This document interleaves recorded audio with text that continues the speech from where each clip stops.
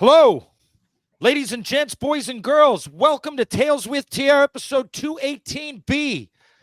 And we're going to pick up where we left off with Stanley Cup champ, my good buddy Brent Sopel. Sopes, thanks for coming back today. How's everything going? Fuck, thanks for cutting me off on A. Jesus Christ. What is this bullshit? Yeah, a real good friend there.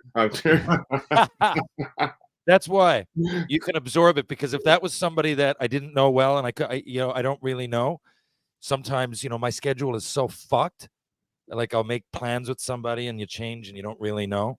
But by the way, you're dyslexic, ADHD, a lot of fucking people, by the way. So Danny Granger, a good friend of mine, for those wondering, Danny Granger Art, go to Danny Granger Art on Instagram. It's tough to explain for me. He's a lot of things. He comes to a lot of these charity golf tournaments and he paints the portraits on site. Not a caricature, though. This guy's unreal. And he used to be an Elvis impersonator worldwide. This guy's a real unique guy. And I just spent, for real. He was interesting. It keeps going. Tough guy Sean McMorrow played a couple. Yeah, absolutely. But, it's his stepbrother or half brother. One of it. They're brothers.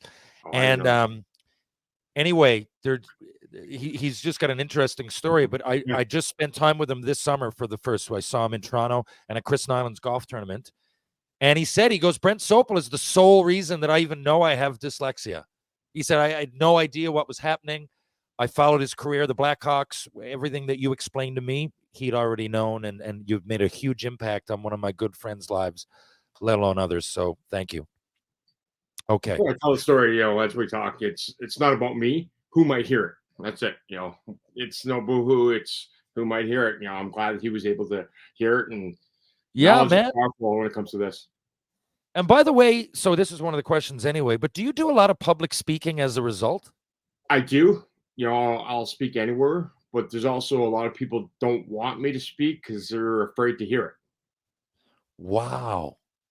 Because the first reason I ask is because it's ironic that someone with dyslexia, and I forget the dyslexic of the thoughts and of the math, you explained it all. So someone with such scattered thoughts that, I'm paraphrasing, but you said you might have been a little bit intimidated in school or passed it off, joked about it. But now a lot of what you do as an impact and as a living has to do with holding a microphone and speaking. Don't you find that ironic? Yeah. I think the longest speech I've done is 2 hours. Wow. I don't write anything down. I'll walk up there and I just go with it. Way people say things, the way people word things, leads me to where they want to go. Like, hockey practice, coaches got it all laid out. I never do that.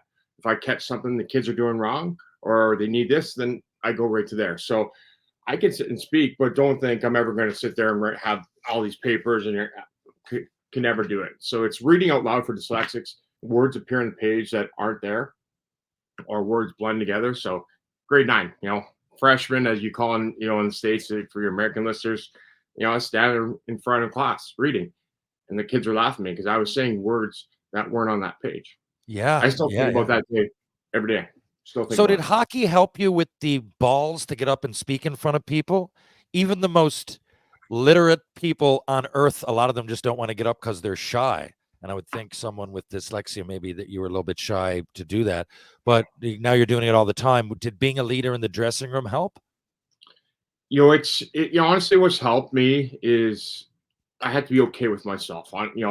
Obviously the drink and drugs helped me, obviously got that portion of, but I had to be okay with myself. Yeah. I fucking can't read it. Yep. That's me. I can't. But you know what? A lot of it is always, I always say there's no such thing as a class clown or a bully when it comes to school. There's a reason why. I always hid what's in here. Yeah. Making somebody laugh or making fun of myself. As I sit here about to go in and act, you're acting. A lot of your real life was fucking acting, which is wild. 100%. We can touch back and forth because I think this whole thing is blanketed with the fact that you succeeded in what you did. And so the whole theme of this really is positive vibes, Brent Sopel, and what you've made of yourself after. But there's still a fucking interesting hockey career, dyslexic or not, or whatever you want to say. So I want to know this: your most memorable goal. A lot of people ask that, actually. So But, that's an obvious one. But I don't know. Like some people, it's obvious they're 50th or was it your first goal in the NHL? Was it big goal in junior? What was it? Yeah, it was probably got to be the first one, that came with it. It would have been my third game in the NHL getting called up. First game actually was I was playing in Syracuse, got called up for Vancouver, was in Chicago. I thought I was going to die that game because I was in the starting lineup and Bob Probert was standing right across the line from me. I'm like, fuck, I'm going to die. I'm going to die. At least I'm going to die one game in. Yeah. Fuck. I think then we go to game 2. I think it was in Colorado. Game 3 was hockey night in Canada. Back home in Vancouver. So my parents got in the truck and drove 20 hours from Saskatoon to Vancouver to be there for hockey night in Canada. They gave me number 3. I think I scored in the third period on my third shift on power play late in the third period for a 1-1 tie. Nobody remembers those. You got some PP action. That's a PP. Have my coffee 1 sec. You got some PP action in your third game in the league? Yeah, I think I only played like 3 minutes. I ended up playing 3 minutes. PP tied the game up. Mess was on the on the ice. Marcus Naslin, Adrian Aucoin, some of the So that was probably it to score that goal. Having my parents obviously in town, driving all that way was pretty special for the first time. I'd fucking say it was, especially the Moose too. Messier was on your squad. Forget that, right? I mean, he's in Vancouver. I mean, one of the biggest legends of all time. Yeah. If you combine talent and like off ice and just legendary status, like I don't know, him, Jagger, there's only a few that are right up there. That would have been wild. Now, I don't know if you were there for this. Speaking of, so I left the last podcast with saying my roommate in junior for a couple of years was Zenith Komarniski. Zeke, yes. Yeah, Zeke, man. And we, God, we would prank each other. Fuck. Anyway, he remains a friend, like a good friend. Jesus. Where is he? He's back out in Edmonton, I believe, right in Vegreville, where him and Lankow are from. But I see him once in a while when I go out there, and he's heavily involved in his kids' sports. They play baseball, hockey, all of them. Anyway, I remember tuning in. I was in the minors as well, and Zeke got called up, and he got one NHL goal. I don't know if you were there for it. Do you know how he scored? I did not get. I think I was in the minors in that one still. Because I know that both of you guys, you guys both played on Syracuse, I think, right? Yeah, we played 100%. Yep. Syracuse, and I don't know Harold Druken was there, and I often talk to the boys. So Zeke, he got his only goal ever in the NHL. He was called up, and he took a slapper from the red line, and it bounced and went in on Patrick Waugh. It's on YouTube for those that want to watch it. I'm so proud of him for doing it. And he said, of all the things, and they tried to get him one. He didn't play a lot of games. And same thing, they put him on the power play. There's a couple games they were like down like 8-1, and they put him out there. But he goes, the one goal I get is from the fucking red line. Your favorite road meal, not just food. Where would you like to go on the road? Was there one spot that maybe stood out? That's great. Fuck, we lived on the road. It was so, Yeah. And I didn't, I was all about steak, being a Canadian. Nothing like a good, rare, cold in the middle steak. I'm with you. It was always like those Morts or places like that that are chains, but they're, that's where we would usually eat. There's a few Morts was so good, with that chocolate dessert too. Unbelievable. Same thing every time. I know. I would never change it out. 100%. Strip, and then I get that. My wife now is like, "Gee, you changed up?" No, because and it goes back to fear of trying something new. Yeah, man, that's true. It's honestly, people ask me, was it superstitious? And I go, I've often said, I'm like, I don't know where the superstition ended and where not want to fuck with something and you try something new. Like, and that's the truth. Like, I wouldn't even have thought of having carrot cake. Something is, because I'm like, no, every time I come here, I get same thing at the keg, got the same kind of cake, that keg dessert, whatever it is. And I would get the baseball steak and then that every fucking time. Yeah. 100%. I would never try. And still to this day, I go somewhere, I will not, same thing. Because I'm afraid, I've had so many letdowns that I know this works. I'm going to stay right fucking with it.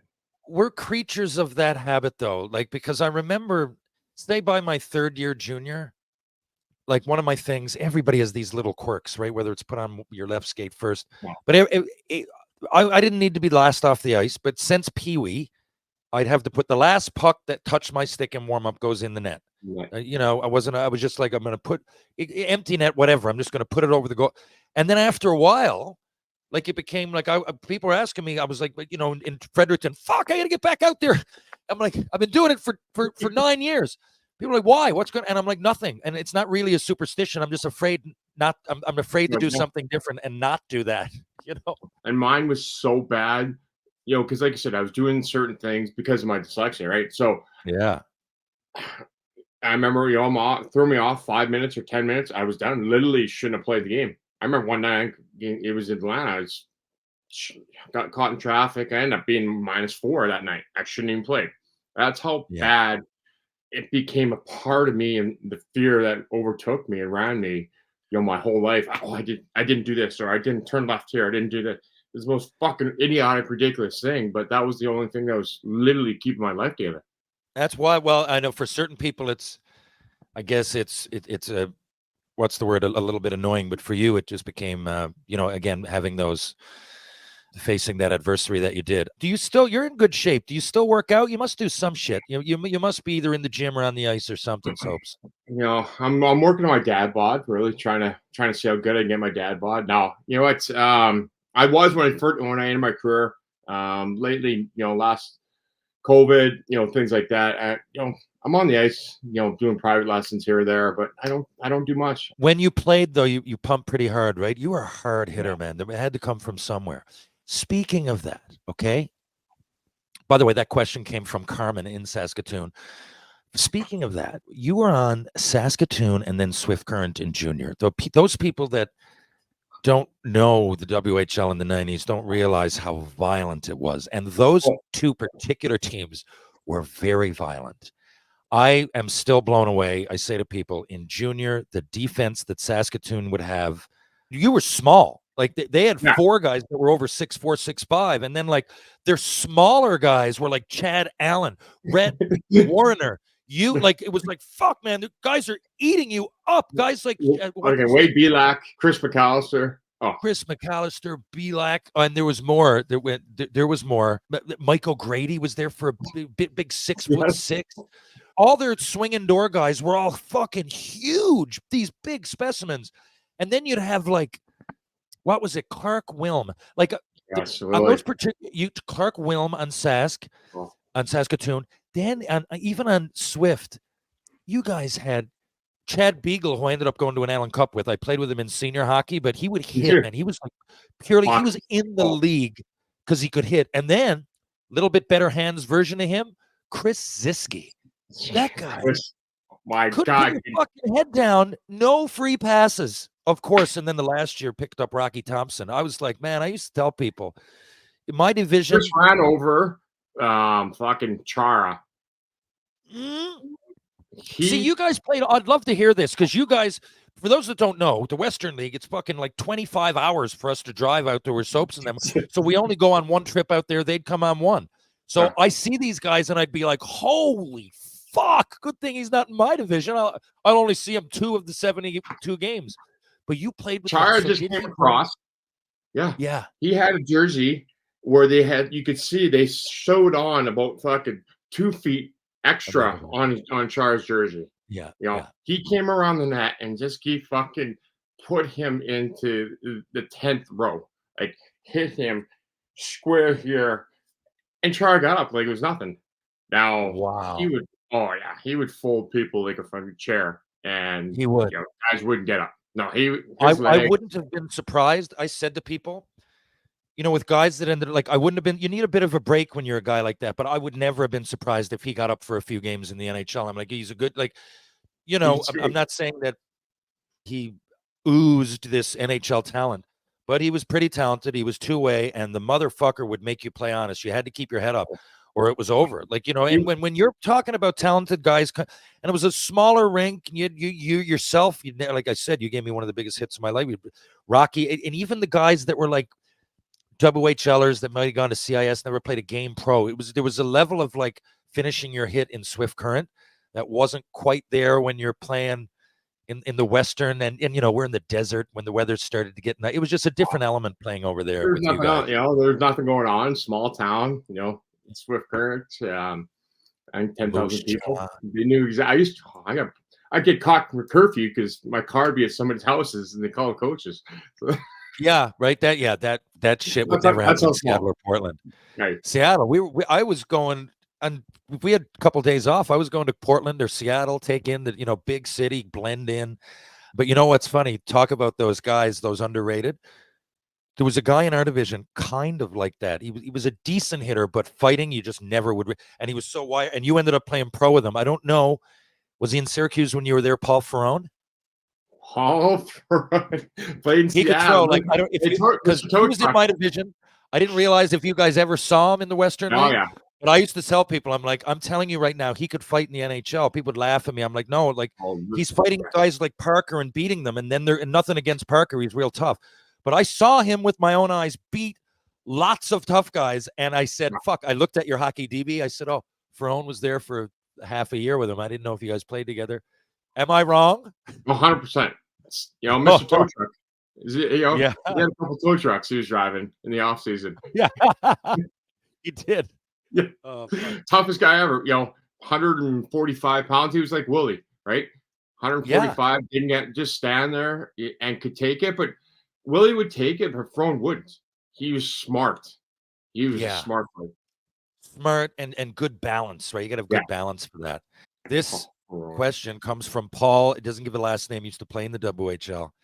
I haven't used this word in a while. Did you shoe check anybody in junior? So for those that don't know, a shoe check would be when you're all out for a meal, usually pregame meal or postgame meal, and someone gets down under the tables and kind of put it this way, you got to keep a lookout because they'll put ketchup or mustard or some sauce that's at the table all over your shoes, sometimes ruining the shoes, oftentimes. It's a junior thing, sometimes a pro thing, but did you ever, were you an instigator or were you a receiver? I never got received once ever. Nice. Okay. No one wanted to fuck with soaps. Well, no, I found that fucking chair first. So I had my back to that wall. You put your fucking back to the wall. Right, Exactly. 100%. Nice. I knew exactly. I caught on. My first road trip, there was a shoe check, and then after that, my fucking radar. I walk in, I'm like, all right, where's my chair? Yeah. I knew exactly where. All right, again, in different pro, in WHL, you'd be at a Boston Pizza, or you'd be in some small restaurant Boston beside a Highway Pizza 5. Yeah. Oh yeah, I miss those Pro Pizza. I miss BP. We don't have that here in Chicago. So I definitely gave it a few times, but never received it. I'm more of a lover than not a fighter, right? And I can see no one wants to fuck with the big guy that works out a lot with long hair. You got the long your look too. You look like you're gonna fucking mash somebody.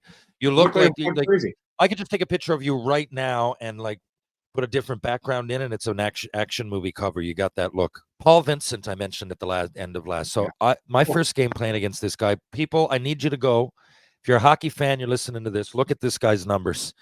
Wherever he went, he never played in the NHL. I guess maybe the knock was his skating. No, you know what he said to the Toronto Maple Leafs? He goes, "When I see that 45-pound weight, score 25, then I'll pick it up." Did he really? Yeah, I figured something because he was fucking incredible. Yeah, he was with the St. John's Leafs for a bit. I forgot that's my hometown, but fuck, could he score? And then he'd go like somewhere in the minors and somewhere that just out of sight, out of mind, and he'd put up like 50 goals in 30 games, and then he'd move to another league. And anyway, every once in a while we exchange on Facebook. I think he's doing pretty well now, living overseas, involved in hockey somehow. But that guy could fucking score. And he's just sticking around his dog on the driveway. Did he? Is that was it strength or was it moves with that guy? Because he was so big, I couldn't. Again, we only played you twice a year, so I know he played in the WHL, but I don't. I played 4 games against him. He had the record. He broke Modano's record for the scoring record, most points by American. Now I'd have to go back there, and I don't know where he stands now, but that was back then. He broke again. It was Mike Modano. How does he break Mike Modano's record?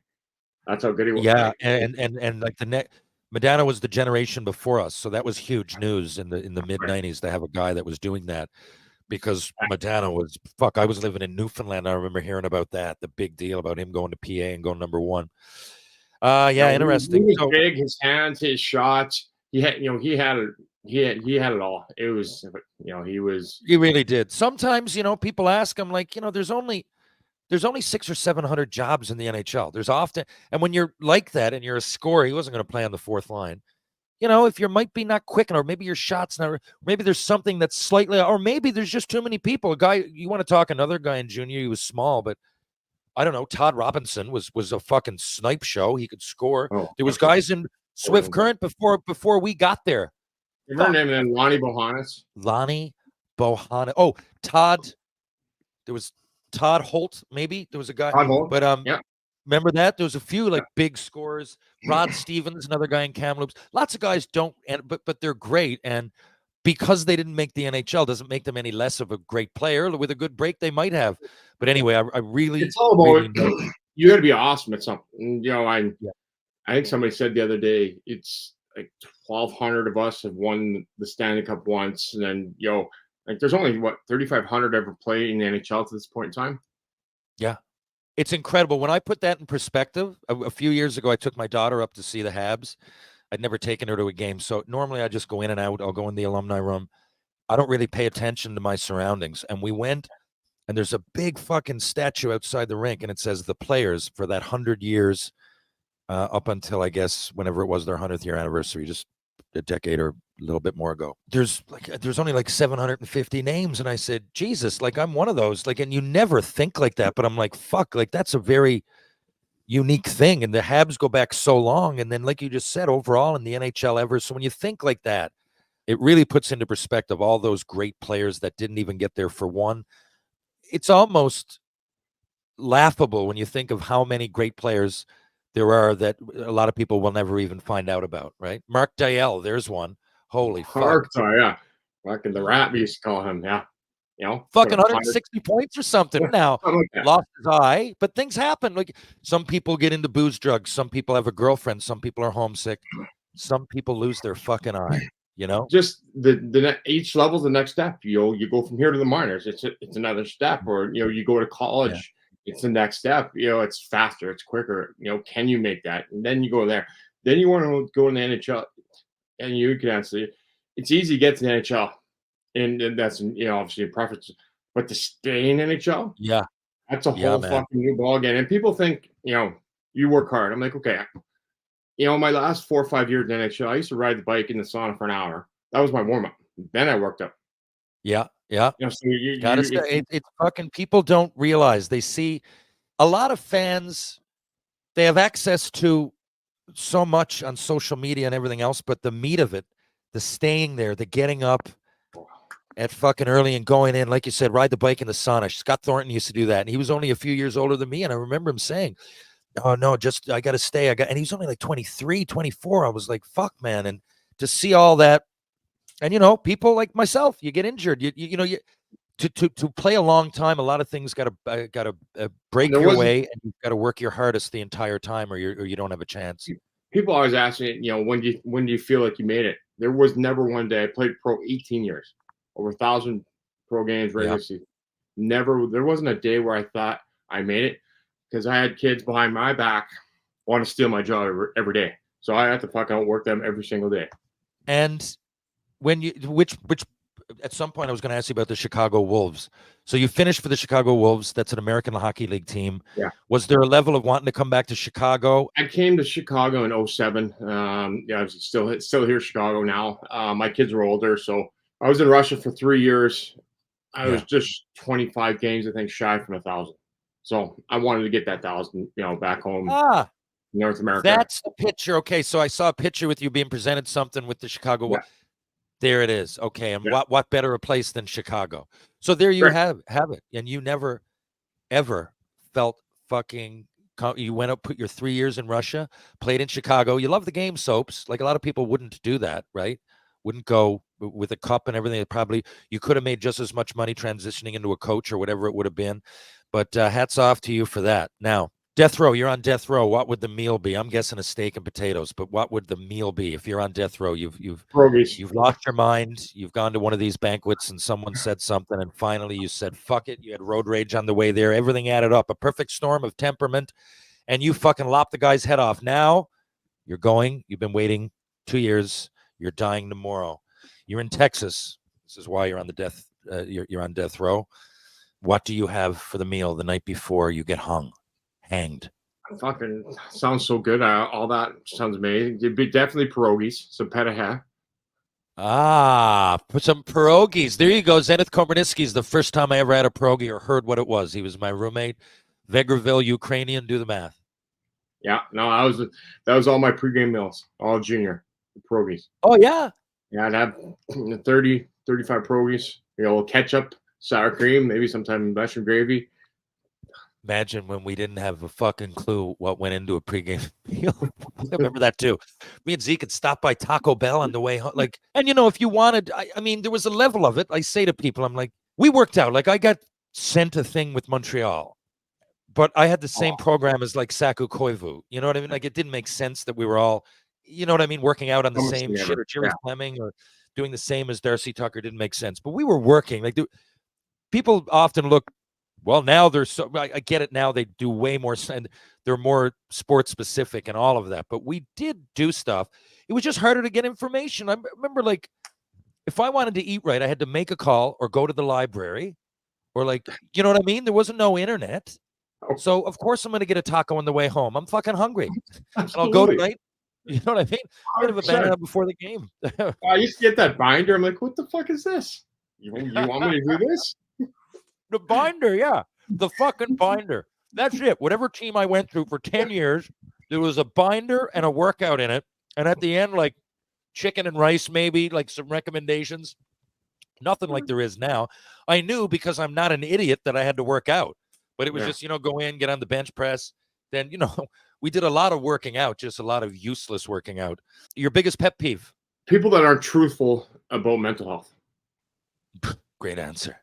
People that aren't fucking truthful, because you've seen it and you don't want to put up any fronts, and you figure that the transparency is what's needed to even start in dealing with that game. Am I right? 100%.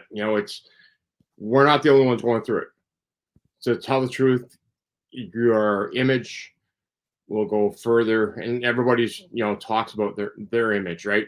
They don't want to do this. They don't want to let somebody down. No, world's a big place. The world's struggling. Everybody's struggling in their own way. You tell the truth, you're gonna help more people than not.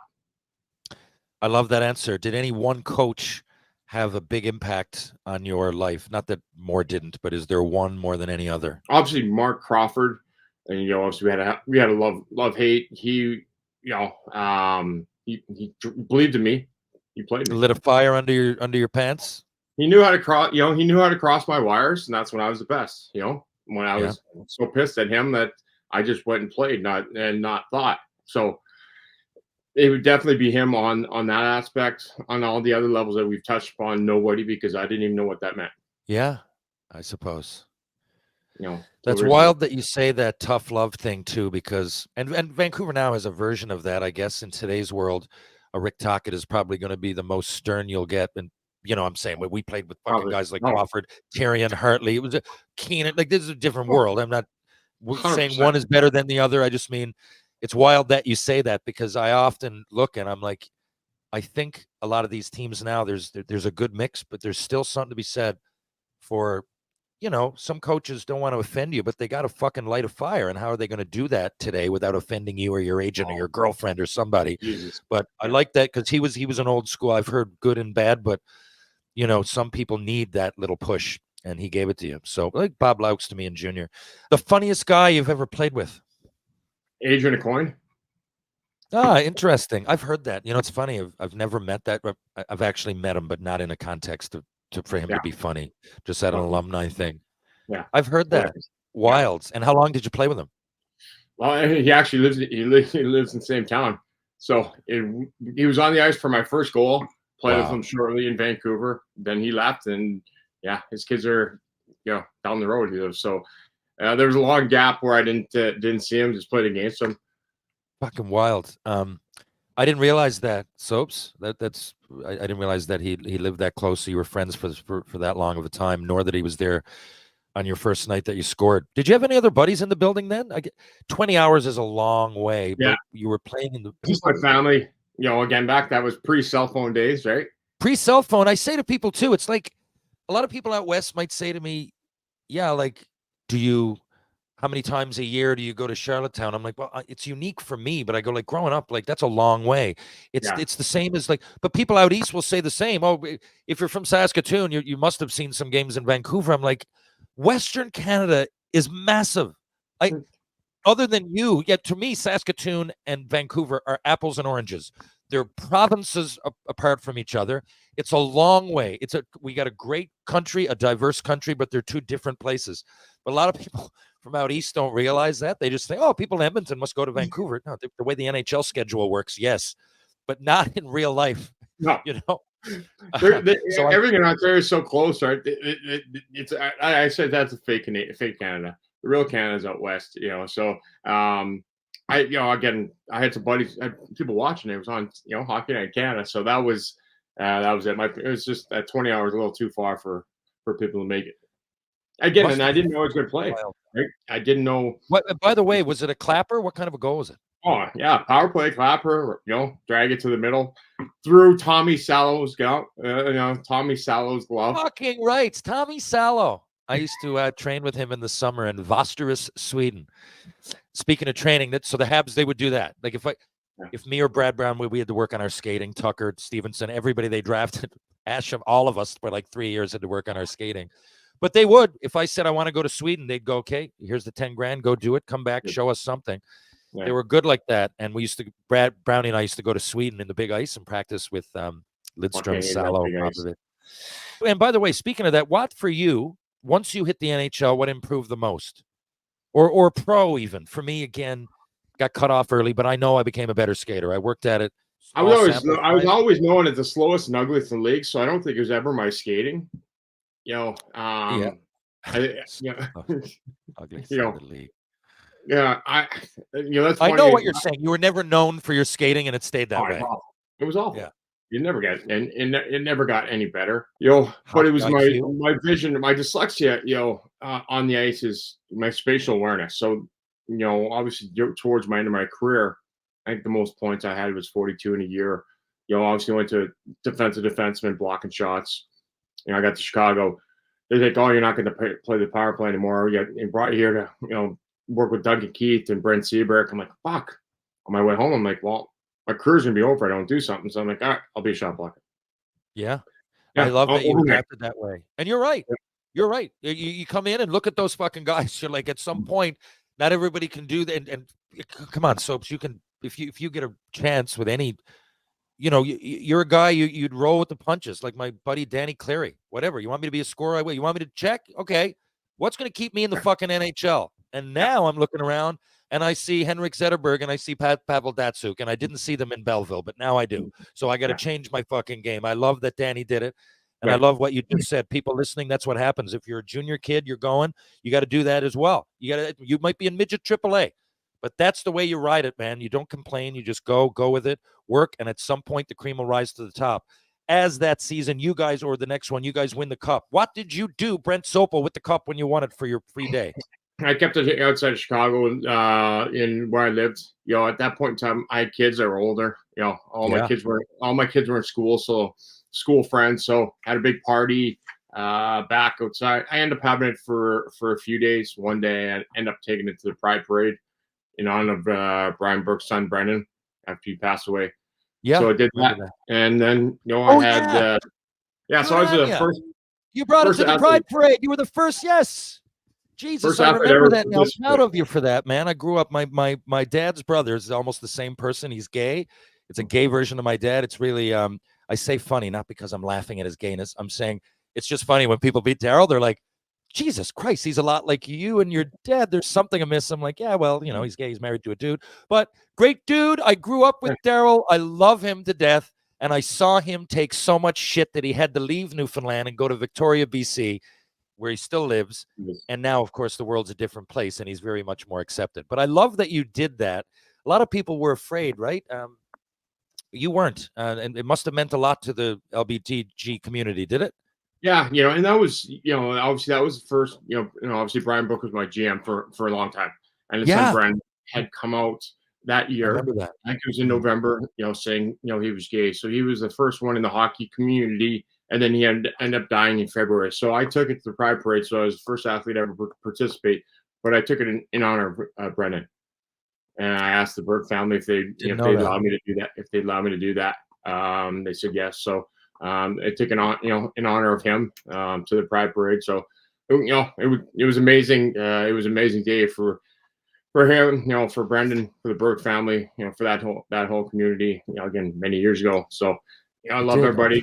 So I did that. Dad took it to the hospital, police station. Did that whole tour for everybody. Then had a big ass party with 400 of my closest friends, and spent some late night with Lord Stanley. Absolutely love it. Now listen, I'm going to leave it on that note of all you need is love and championship vibes, because again, I didn't get to another like 14 questions that people had asked that I wanted to know, but I got to take off again because I got to go to work. Soaps, 40 minutes went by. I think we're going to do a volume 3 at some point. All right. I love talking to you. You're well-spoken. And after all this time, I know we talk online a little bit. I'm pretty confident that the next time I come to Chicago, we should probably get together and go for a bite or something like that. Anytime. I love it. Your golf tournament, by the way, you got one that raises money for the Brent Sopel Foundation? Yeah. For dyslexia, again, same thing. That was September 16th, and actually October 18th we have the Stanley Cup event. So we're doing an online campaign right now. For every $25 somebody donates to the foundation, they get their name in the hat to possibly winning 2 tickets to dinner with the Stanley Cup. Okay, now here's what we're going to promote that on my platform as well. I didn't realize this, so. There's that. Do you have anything else to promote as far as the foundation or anything before we take off? No, if everybody just, you got questions, just like, Darren and some of the other people, if you're questioning some of the things I said or I triggered something, please reach out. I will always get back to you. It might take a day or two, but I'll always get back to you and try and help anybody I can, no matter who you are, where you are, when you are. Thank you for that. I have had a lot of people get back to me, folks. I highly encourage this, and I think the reason that you're breaking so much ground is because dyslexia has been around for so long, but only lately are people comfortable with talking about it, or was it even a thing? I researched online. A lot of people didn't even realize what it was the further you go back, kind of like ADHD. Like there's a lot of things now that we can acutely diagnose that we couldn't.